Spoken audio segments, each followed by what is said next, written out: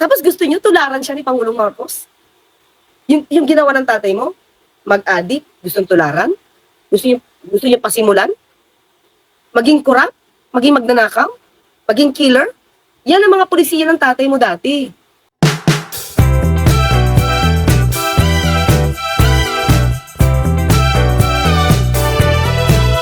Pag-usapan natin ang ginawa nitong si Vice Ganda na talagang pinanggigila ng mga DDS. May nagsabi pa, can we expect decency from Vice Ganda?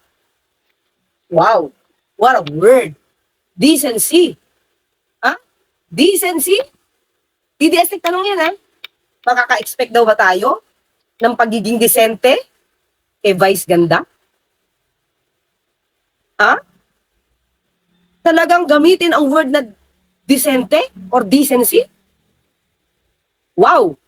DDS nagsabi niyan? Bakit? Alam ba ng Ponyo? Alam ba nila Titi Sara at dating Pangulong Duterte as itang decente? Yung mga DDS vloggers kaya na puro mura. Decente ba? O yung mga DDS na gumagawa lang ng kwento. Diba? Para gumawa ng intriga. Iniiba yun, tinitwist yung facts. Decente ba yun? So let's see, pakinggan natin. Pakinggan natin to, Panoorin natin. Share natin. Napanood yun na to, alam ko mga kasi nag-viral naman to. Pero kasi, panoorin pa rin natin. Okay? Northern region checks is calling. Right now, from Manila to West Philippine Sea, body checks. Get unlimited water bonding from Chinese vessels and free trip to The Hague by the ICC. Pearl applies to DBS only. Ignorance and DBS are prohibited. Huwag na kong subukan mga puntang pilay. Mga clear. Let's isa-isayin natin, Isa-isayin natin. Ulitin. Northern region checks is calling. Saan ba nanggaling yung jet ski? Saan nanggaling yung jet ski issue? Hindi ba kay dating Pangulong Duterte din? Sige. Let's see, Let's see.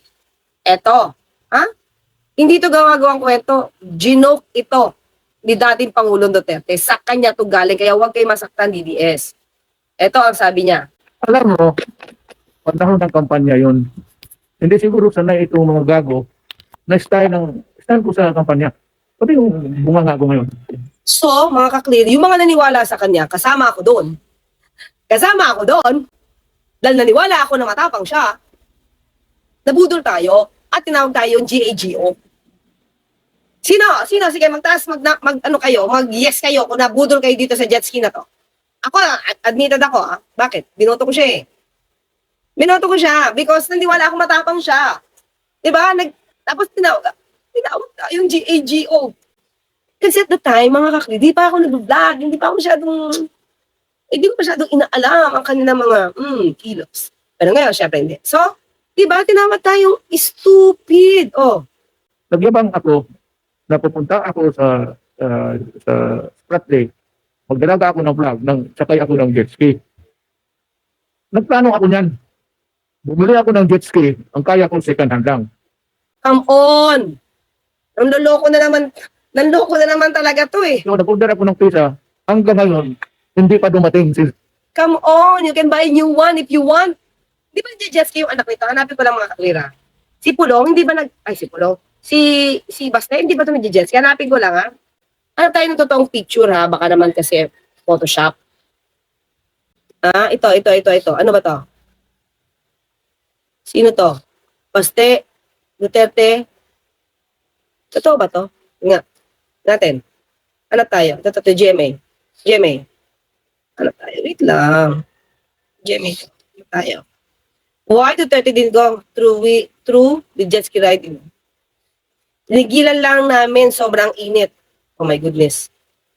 Ito sa report na Duterte may ride ski. Wait. So, si Rafi Tima, sabi niya, Special Assistant to President Bongo and Presidential Baste ride the jet ski at the Siguran Bay in Aurora moments after President Duterte sent of scientists headed for Philippine Rise. Bakit ito may jet ski? Ba't di mo hiniram?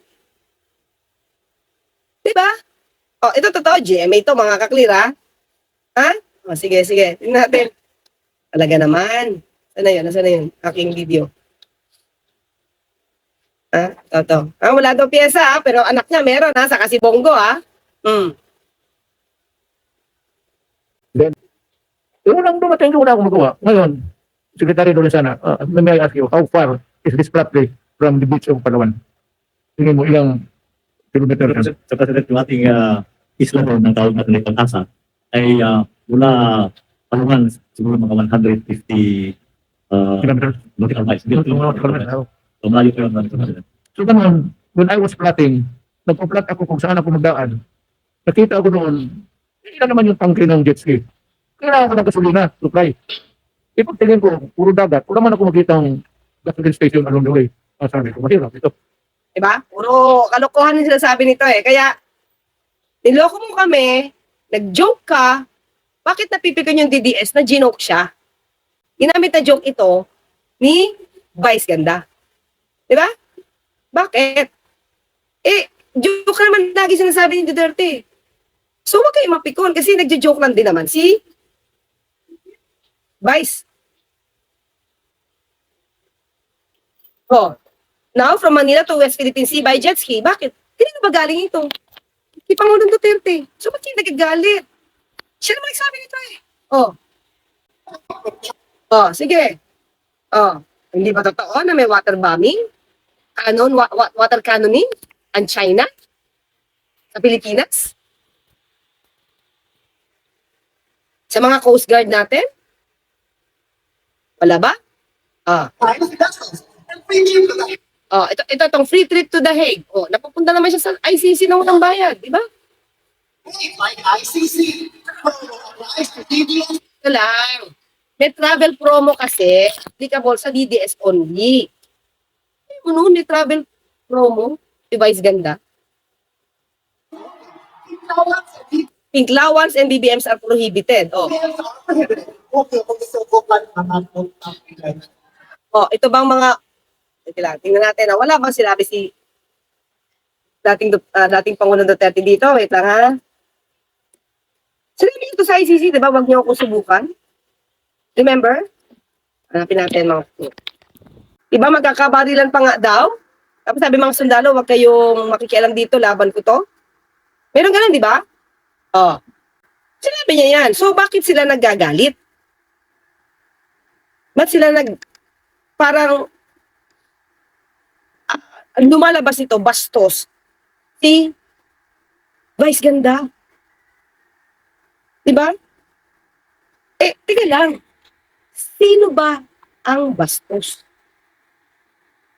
Sino ba yung palamura? Sino ang bumastos sa mga Pilipino? Diba? Sino ang hindi disente? Diba? Ang lakas ng loob ng iba na can we expect decency from Vice Ganda? Oh, ito. Pakita ko to mga kapatid. Okay, ito ha. Ito. Ito ba disente? Ha? Ito ba disente mga kapatid? Kita ko ha.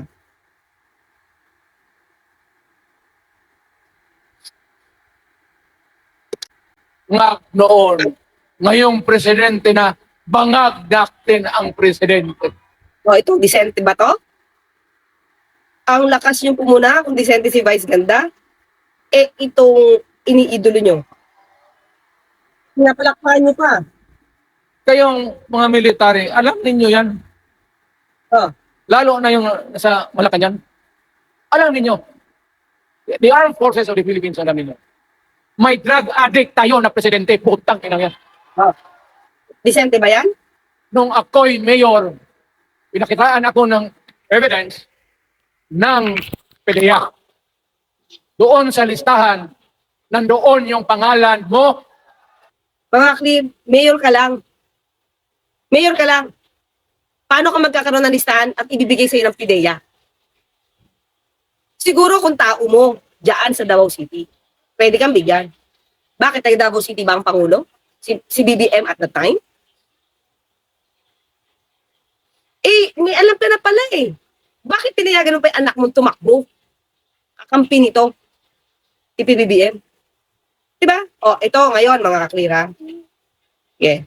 Yung drug addict issue kay President, ganun pa rin ba yung challenge mo na mag-drug test? Drug test kayo. Yung challenge mo po. Ganun pa rin ba yung Wala akong sinabi na even if you give me 1,000 times, taking a shot.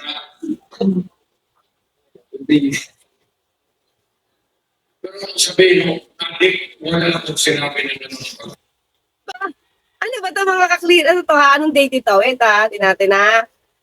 This is February 28, 2024 ha. Yung maisog niya, January 2024. Kasasabi niya lang yon mga kaklir. Tapos after a month, binawi niya, wala siya sinasabing addict. Kaya sino ba yung lutang dito? Sino ang disente dito? Pinag-usapan natin. O ito pa mga kaklir. Ito pa. Ito ang take-upin nyo kung disente. Ang bilis yung magturo na hindi disente. Samantalang nasa show. Ito. Disente ba to? Take an assassination threat to the president. Ang bilis ng di ba?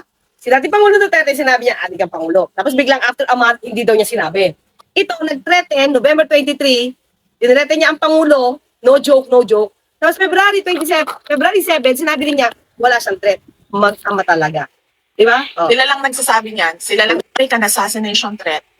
I did not make an assassination threat to the president. Sila lang nagsasabi niyan. Sila lang nagsasabi may assassination. Sila nagsasabi may assassin, may gunman. Next, GDP. Not say that. Huwag ka mag-alala, ma'am, sa security ko. Kasi may kinausap na ako na tao. Sinabi ko sa kanya, kapag pinatay ako, patayin mo si BBM, si Lisa Araneta, at si Martin Romualdez. No joke. No joke. Nagdilin na ako, ma'am. Pag namatay ako, sabi ko, huwag ka tumigil na hanggang hindi mo mapatay sila. So, And then he said yes. so anong kausap mo, hindi mamamatay tao? Ito pa, disente ba yan, mga kaklir? We're talking about disente, ha? To, disente ba to? Tayong lahat, gusto natin mapalayas si BBM sa pwesto. Kasi wala tayong nakikita pagbabago o pagtutuloy ng pagbabago na nasimulan ni dating Pangulong Rodrigo Duterte. Talagang hindi niya gagawin yung ginawa ng datay mo. Wala daw pagbabago na sinimulan ng kanyang ama. Hindi niya nakikita kay Pangulong Marcos. Of course. Because ayaw niya ng EJK. At pinoprotektahan niya ang teritoryo at soberanya ng Pilipinas, pati mga mangingisda. Kaya hindi niya gagawin yung ginawa ng tatay mo. Hindi mo talaga yung makikita dahil di niya gagawin yun. Di ba? Ama, so kung bakit natin siya binoto.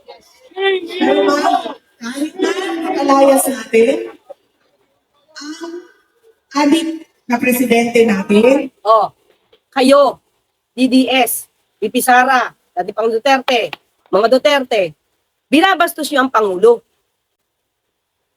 Binabastos niyo yung Pangulo. Disente kayo? Tapos si Vice Ganda, na ginamit ang parody, na galing din sa Pangulo ang mga sinabi na yun. Na dating Pangulo, dating Pangulong Duterte. Napipikon kayo. So, di ba? Kung makabastos kayo ng Pangulo, kung makabintang kayo ng walang ebidensya, tinatawag yung adik, samantalang si dating Pangulong Duterte, yung adik, fentanyl at marijuana. Diba? Si Diame, siya umamin. Umamin na killer, umamin na adik, umamin na magnanakaw at corrupt. Dami niyang inamin. Tapos gusto niyo tularan siya ni Pangulong Marcos? Yung ginawa ng tatay mo? Mag-adik? Gustong tularan? Gusto niyo pasimulan? Maging corrupt? Maging magnanakaw? Maging killer? Yan ang mga polisiya ng tatay mo dati. Tapos gusto mo? Kung gusto mo, yun ang tularan ni Pangulong Marcos Jr. Ay, no way. Hindi gawin yan. Kaya madi-disappoint ka talaga, VP Sara. Diba? So yan. Sabi niyo ng adik na wala kang ebidensya. Tapos sa ibang bansa niyo pa ginagawa. Nino ni Digong? Oh. Hindi tutularan ni Pangulong Marcos Jr. ang mga panlulokong ganyan. Diba? Hindi siya gagamit ng fentanyl para ma-feel ng Cloud9. At hindi siya gagamit ng marijuana. At ang time na siya ay presidente. Pero yung ginawa ng tatay mo, pinapahid nyo kay Pangulong Marcos Jr. Alam mo ka ebidensya, puro fake. Fake news peddler kasi kayo. Diba? So we're talking about decency. Pinag-usapan natin dito, kabastusan. Diba? So lahat ng kabastusan, mukha nang galing sa inyo. Diba? Hindi na kayo pinapatuloy ng Pangulo because disente ang Pangulo. At alam niya kung ano ang tama at mali. Kayo. Diba? Yung tama na ginagawa ng Pangulo, minamali nyo. Wala kayong nakikitang ginagawa niya na para sa bayan kasi tinatakpan yung mata nyo para masira ang Pangulo sa iba. Diba? Pati pag iipon ng tubig ulan, hindi alam ng Vice Presidente na may batas doon. Hindi ba kahiya-hiya yun? Tapos sisiraan mo yung Pangulo dahil sinabi na kailangan ipunin yung tubig ulan. Diba? May batas doon. Bibi Sara. May batas. So we're talking about kabastusan and decency. Tapos, gusto nyo ngayon na mga persona non grata? Ha? Si Vice Gans...